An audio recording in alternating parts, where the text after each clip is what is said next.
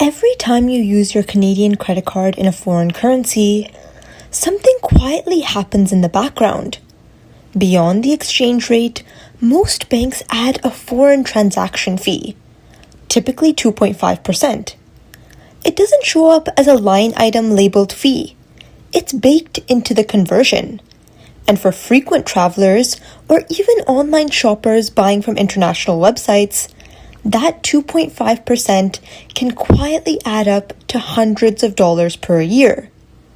So the question becomes, which Canadian credit cards actually waive foreign transaction fees in 2026, and which ones are worth using?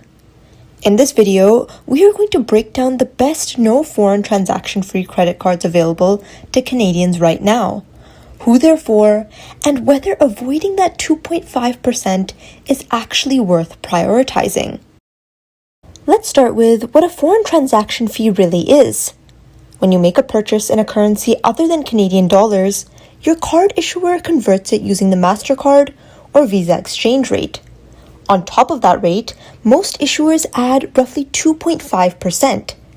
That means if you spend $5,000 a year in US dollars, you're quietly paying about $125 in foreign transaction fees alone. Not massive, but not small either. Now let's talk about the strongest no FX options in Canada for 2026. One of the most popular choices remains the Scotiabank Gold American Express card.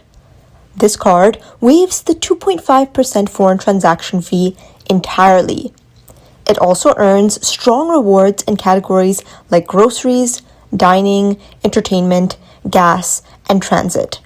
For someone who travels a few times a year or shops online in US dollars, this card can eliminate that hidden fee while still earning travel rewards. With an annual fee around the mid-range tier, the math often works if you spend enough internationally. Another strong contender is the Scotiabank Passport Visa Infinite card. This card also waives foreign transaction fees and includes additional travel benefits like lounge access passes. It's positioned more toward frequent travelers.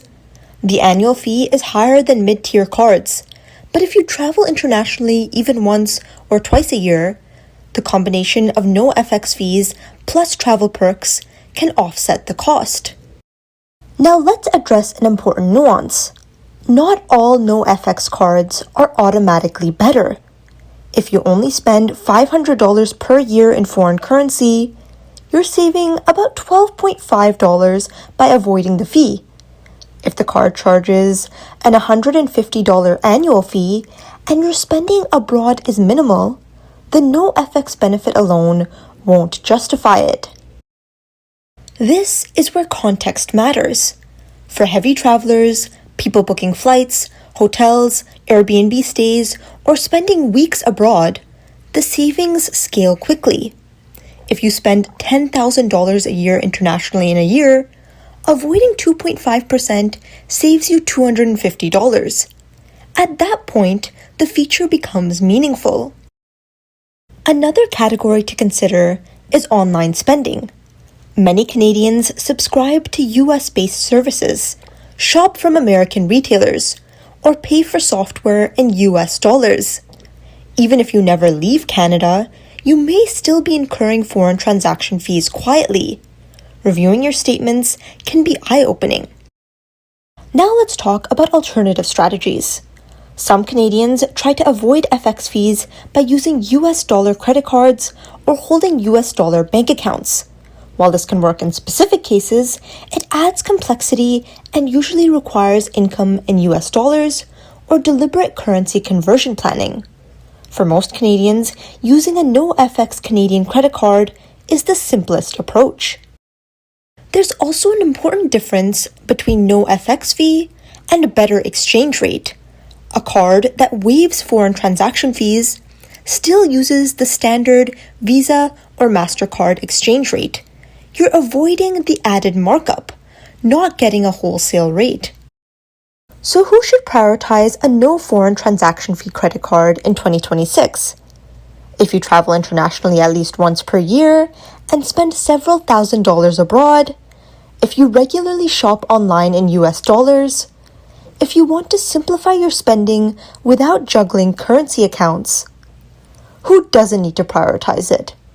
If almost all your spending is in Canadian dollars, if your annual foreign currency spend is very small, if you already use US dollar income and accounts strategically. Another consideration is pairing cards. Some Canadians use a high-earning domestic card like the Amex Cobalt for Canadian purchases, and then switch to a no-FX card only when spending abroad. This kind of two-card setup can optimize rewards while minimizing fees. The key idea here is intentionality. The 2.5% foreign transaction fee is real, but it only matters in proportion to how much you actually spend internationally. The best card is not the one with the most features. It's the one aligned with your real spending behavior. In 2026, no-FX credit cards remain one of the few ways Canadians can eliminate a hidden banking cost entirely. But like any financial product, their value depends on how you use them. If you found this helpful, subscribe to Wealth Simplified, where we break down Canadian financial decisions clearly, calmly, and without the noise.